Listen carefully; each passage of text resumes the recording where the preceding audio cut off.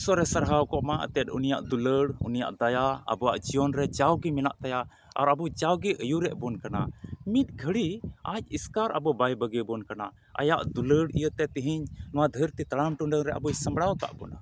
ओना इते दुलड़िया बोहा मिश्रा नवा बुन आस को मा ईश्वर मित घड़ी अबु बाय बगे बोन कना जाव घड़ी अबु सुतु ए बोन कना और उनिया दुलड़ लतार अबु मेना बोना अदु तिला तबे बांग बिलम कते तेहिया वीडियो बोन नेल इंगे अपेरन बुहा प्यारे लाल मारांडी नवा अल्फा और ओमेगा संवाद चैनल रिया नवा वीडियो रे इᱧ मन अंतर को अडी रस्क सला कंद्रीन दुलड़ते आपे जतो को आतांग दाराम पे कना जतो को जीसु मरांग जय मसीह की आसो कने आपे जतो को नपाय के मिना पिया और ईश्वर बाबा दया लतार रे मिना पिया तबे तिहिं मसीह जीवन रे नौकाना मिटन हाहाड़ा कमी कना नौकाना मिटे दुलड़ बुन नाम का जे कि अबुई गड़ो बोन कना और धरती रिया जहां से कि आमेम चला कना उनी अयुरे बोन कना तबे बाइबल रिया पहिल राजा 19 सटी पहिल कली खोज 8 कली रे अबु बोन नाम दा तीन रे इलियो दो आज हाहाड़ा कमी उदुग कते से इस्राएल को समंग रे नवाय सबित किदा जे कि सरी ईश्वर सरी सिसिर जवी की ईश्वर कान गया यहोवा ईश्वर कान गया उन्हीं की चला बिनाई उन्हीं की अयुरी उन्हीं की गड़ोई कनाय और उना बाद रे तीन रे सरिया सबित केदा और इलियो ऊपर ते दो आयमा को रंगावना और इलियो तीन रे जितवना उनको इस्राएल को ऊपर ते से सबित केदा जे कि ईश्वर कान गया सरी सिसिर जवी दो यहोवा ईश्वर कान गया तबे को रंगावना और उन्हीं दो ओंडे खय बतर जलाते ओंडे जीवी बंचाव कते दड़ किदा और हरेब बुरुते एकदम हाहांकार जगह ते चला कान तहे냐 और आयमा दिन उना हर रे लगाव दिया मितामे उना जंगल रे उना बीर रे उना बुरु रे आयमा दिन लगाव दिया और उनका चलाव चलाव ते अडी आयमा दिन लगाव दिते उनी दो आज संगे ते जमा को बाय दिलदा आज संगे ते जहाना को बाय दिलदा और उना हाहांकार जगह तिहिं बुन नेल लेखाय हाहांकार जगह तो चिकना ओंडे दो चिली हो बाको तहेना ओंडे दो पूर्व से नेल रहो चिली की बाम न्यामेया पश्चिम से नेल रहो चिली की बाम न्यामेया लहा तायनम नेला चिली होड़ मनवा की बाको तहेना अदो उना हाहांकार जगह रे उनी रेंगेज कितिया और मिटे दारी बुटरे जपीद किदा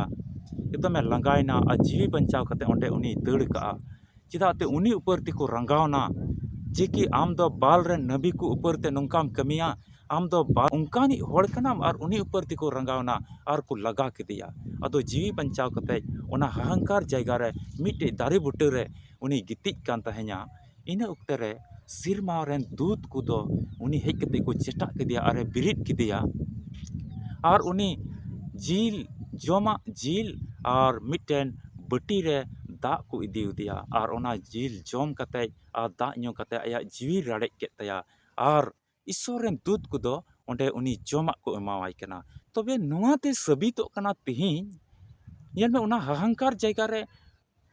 उनी जीवी बंचाव कते दड़ का और ईश्वर दो उनी बाय बगियाय कना उनी गड़ोवाय कना उनी अयुर दी कना उनी सुतु दी कना नो नुंका नेल में उना जगह रे उनी लगा कते को गोज दड़े किया से उनी जम बाय नाम किया से उनी जहान हालत गे होई कोआ उना हाहांकार जगह रे दा जुदे मिट घड़ी अब बाबुन नाम कन खा उड़ा रगे अडी छटपाट बुन आइकेदा ओकारे दा न्यू लहा लगे और इᱧ तितांग ओका उना तितांग इन मराव लहा लगे नुंका लका अडी आयमा रकम मुश्किल हिजुक कना अडी तकलीफ अडी कष्ट आइके कना तबे इलियो ऊपर ते ईश्वर बाबा नोंडे दुलड़ बुन नेलदा उनी तो सिरमा रेन दूत को कुल के और उनी जील और उना बटी ते दा को अगु दिया और उनी को न्यू कते से उना जम कते आया रेंगे और तितांगे मराव केदा दुलड़िया बोहा मिसरा को धरती तनाम टुडंग रिया नुआ दिसम दाना दाना ते अबुआ परिस्थिति अबुआ हालत अडी बड़ी जो कना अडी मुश्किल हालत रे बन पड़ा कना और जीवन दो नुंका कान तबना अबुआ अडी कष्ट अडी दुख अडी मुश्किल हिजुक कना अबुआ जीवन रे ईश्वर बाबा दुलड़ बुन खोजो कना जे कि उकारि न्यामा उकारि चिकाया चेद इन चिकाया नितो उनका लेका तेहिं इलियो जीवन रे ईश्वर ठे आस कते तेहिं एनो धरती तड़ाम टुंडग रे मुश्किल को बतर कना अरे दड़दा अदो आइलेन दूत को तेहिं ओना को गड़वाय कना ईश्वर मरांग दुलड़े सदरदा और उनी जमा ते धरती रिया जमा लगी उनी ओना का जरूराय कान ओना एमावाय कना दुलड़िया बोहा मिसरा को अब जीवन रे नौका मुश्किल हेज लेन खाय ईश्वर बाबा नोआ खोज बडायोग कना जे कि ईश्वर बाबा आबो धरती रिया जम लगी होय दांदोग कना धरती रिया तेतांग लगी होय दांदोग कना और उना जमा एमाबोन कना उना दुलड़ ईश्वर कना उना नोडे आस बोन नेलदा इलियवा आस बोन नेलदा मरांग आस जे कि इndo ईश्वर की चला बनावnya जे कि इndo उना हाहांकार रे नोआ करे हुदिस लगा के बार बोतल गान दा इंदिया देहिं अबो बोन हुदिस ता हर हांडे चला खाज तेतांगnya बार पे बोतल दा अदी तोरा काम बखा ओंडे दो दा बांग ᱧᱟᱢᱟ onka बोन हुदिस ता onka एटा को मिताबोन कना से अपनार ते बोन हुदिस ता ओंडे दा बांग ᱧᱟᱢᱟ आदो उनी संगे ते चीज हो बाय देला बांग दो जमा बांग दो दा बांग दो जहाना को और ओंडे दो उनी जमा ᱧᱟᱢदा एमावाय कना नोंडे मरांग आस अबो बोन ᱧᱟᱢदा इलियो लेका तेहिं अबो जीवन रे आस हुई जरूर कना इलियो ऊपर ते चेलकाय दयायना ईश्वर बाबा उनका तेहिं अड़ा गडी ईश्वर दो बांग कना अबो गड़ोय ईश्वर कान तबना अबो जम लगी होय दया कना अबो न्यू लगी होय दया कना आदो तेहिंया जीवन रे अबो हो नुका आस और भरसा बोन दोहाया जे कि इᱧ जीवन रे ईश्वर दो इᱧ चलाव बिना चाहे इᱧ दो ना पढ़ा जीवन कान चाहे इन तो इᱧ घरोंज इन चलाव बिना कान चाहे इन घरोंज रिया जहाना कमी रे मिनाई धरती तड़ाम टुंडे रिया जहाना कमी रे मिनाई ईश्वर इᱧ लाड़ चाड़nya और अयूरnya ईश्वर के कथा से लिखाते आपे जो तो बहा मिश्रा को गड़ो और भर पेमा ईश्वर के सरहा होता दुलड़िया बहा मिश्रा आसोक कनाई नोआ वीडियो नेल काते आमेम बडाई का जे कि ईश्वर रे आसो दो अडी मरांगा कान गया आ धरती तड़ाम टुंडंग रिया जमा लगी हो ईश्वर रे दांदो कना ईश्वर आमे ध्यान आम कना और आमा जम न्यू लगी उनी बंदोबसा चिदाते आम उनी लगी आम कमियुगा अदो वीडियो दो नोडे गिन मुचाद तबोना ᱧᱟᱯᱟᱢ बोन आर मिट्टे वीडियो रे और ईश्वर बाबा तेबोन गपाल मरावा जे कि ईश्वर बाबा दुलड़ ईश्वर बाबा दया तीन मरांगा कना और उनी चेलिका बोई गड़ो बोन कना नोय धरती रिया नोआ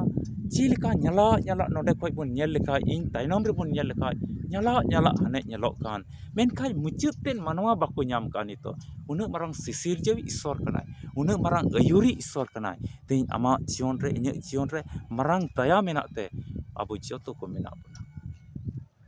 दिला बोन कोय जगह दया दुलड़ ते प्रेज कान ईश्वर बाबा गुण मना डबो जोहराम कनाले आम गिम अयुर ले कना आम गिम सुतु ले कना आरम गड़ो ले कना आयमा मुश्किल आयमा तकलीफ को आमेम बंचाव ले कना आमा दया आमा दुलड़ तो आसाम भीड़ किया आम की अयुर और सुतु ले जतो रेंगेज तेतांग दुख तकलीफ कष्ट को आम ठेले चिमैदा आमा कथा रे और आम रे भरोसा कते तहे रिया गड़ो और भर लेम अले जतो काम ठेले चिमैना नो वीडियो तीन बहा मिश्रा को नेल कान गड़ो और भर को में दयाव को में नोले कोय केदा जीसु मसीह nyutum te आमेन तबे वीडियो तो नोडे गिन मुचाद तबोना ᱧᱟᱯᱟᱢ बोन और मिट्टे वीडियो रे मा जतो को कोय जोंग रे तहन पे रस्क ते तहन पे इन और इन टीम से कोय आपे जतो को अडी रस्क सला जय मसीह की जीसु मार मसीह रे दुलड़ियो बहा मिश्रा को नोआ चैनल रिया वीडियो को नेल कते ईश्वर पे सरहाव दिकान साउते उनिया कथा लका तबे चला कान और नोआ चैनल पे सब्सक्राइब का लगे इन से कोई और इन टीम से कोई अडी अडी सरहाव।